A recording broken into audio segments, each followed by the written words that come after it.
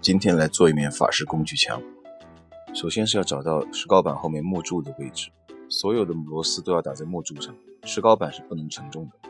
一整张合成板要40多公斤，我弄不动它，只好让它自己往上爬。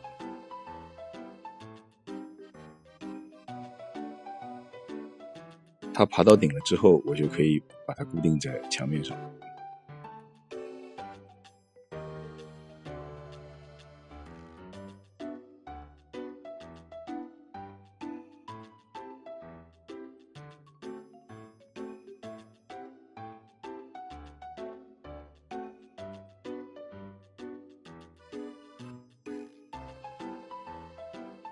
下一步就是切工具的卡槽，先把板破开，每一块破开的板可以用来做2条卡槽。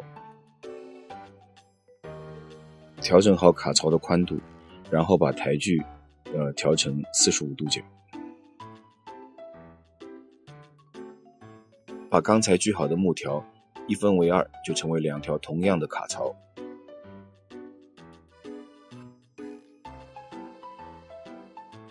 卡槽切好之后的话要打磨一下，因为它这45度角是非常锋利的，如果不磨的话会伤到手。卡槽制作完后，就可以把它们均匀地安装到背板上面。